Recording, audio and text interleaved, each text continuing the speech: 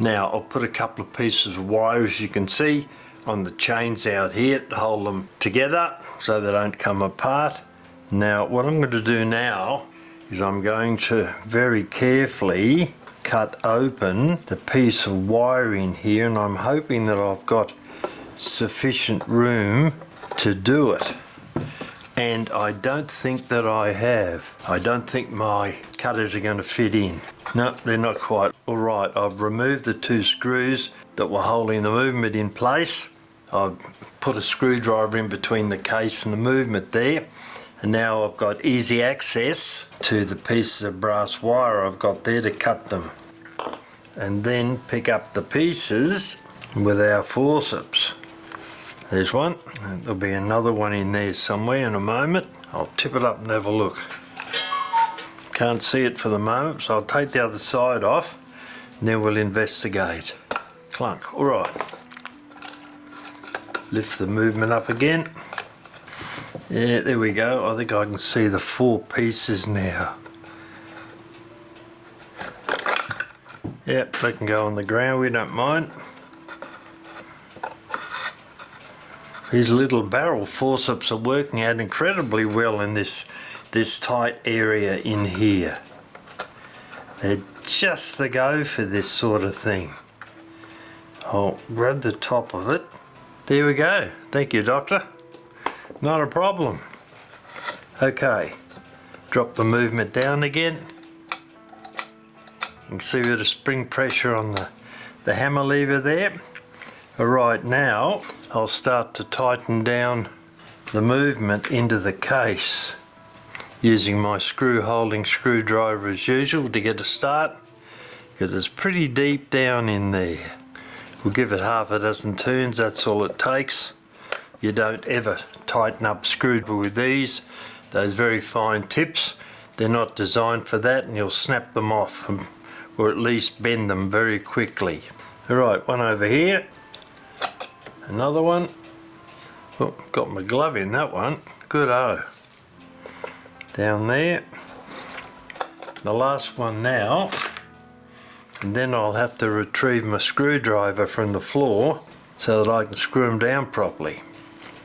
And the fourth one. Release the screwdriver and out it comes. Alright, back on the scene again, armed with my screwdriver, and I'll tighten these small screws down.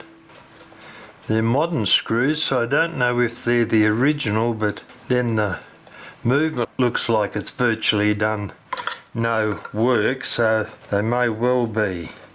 I don't think it's been taken out and cleaned or oiled or anything over the years. And the fourth one in this corner over here.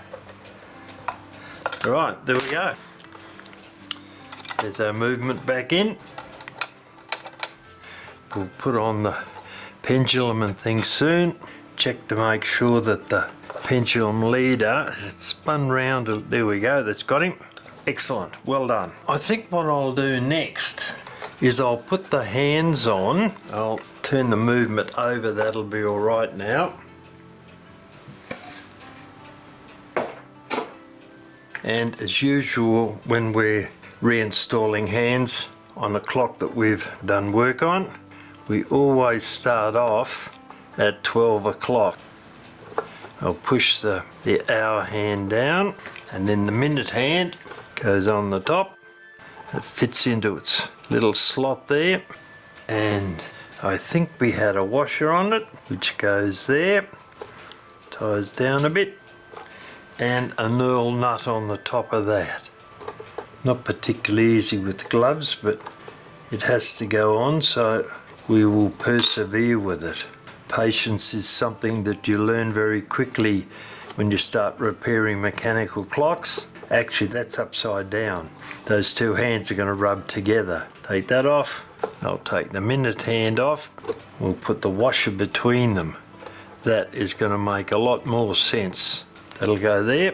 Put the minute hand back on again. Oh no, that sits up. That's all right. Yep, that's the spacing we want. All right. We've got the chains out the back. The movement's been tied in. Right. Next thing we'll do is we'll put our little hammer on, and it goes that way, preferably Oh, I meant I'll tighten that down on my screwdrivers and loosen that off a little bit. And that should just slide over there if we can find the hole for it. That seems to be about right. Right, turn that round and see if that's sufficiently on. I don't think that it is. We'll have to adjust that in a moment once we put the cup bell on, which interestingly enough is exactly what we're doing at the moment. There's a cup bell, looking pretty good. Right, let's see what we've got in the way of resonance on the cup bell when we strike the hammer. That sounds so much like a French clock from the mid-1800s. Very, very nice. All right, next thing to do is put the rings on the chains so that they don't fall into or out of the movement. And I've got to cut our piece of brass wire here, that out of the road. That's done, served its purpose. That's the side that has the weight on it. So we put the hook on there and undo one of these links. 2 pairs of pliers, one there, the other one on the other side. Open the link like so, and then drop that piece in, and then close the link again. See what we've got. Is that closed? Not quite. Needs to come over a tiny bit more, which we shall do. There we go, that's got him. Now on the other side, the other piece of chain, we'll just put a little stop ring on it, and it's just a simple stop ring. It's not a double like the other one. Open the link, not quite wide enough yet. Pop the link in, drop the stopper in, and then tighten up the link on the chain. There we go, that's got him. Right, remove the other piece of brass wire we put on here, get them out of the road. Another one, little guy down there, maybe, yep. And then see which way you're kidding. Is that's still on the ratchet? Yep, it's turning that wheel, but the ratchet's not engaging. Isn't that exciting? Oh well, I'll have to go in and have a look at that and then continue to put it back together. The only thing I've got to do then is put the couple of stop rings on and the hook for the weight, and put the pendulum on, and then slide the back on the clock, which goes that way, slides it on that way, and then hang it up on the wall, and that's finished. Isn't that interesting? Anyway, all right, I'll get that done, then I'll put it up on the wall. And there's the clock working, sitting on a wall. That'll now go up on the wall in my office. But there you can see the clock running.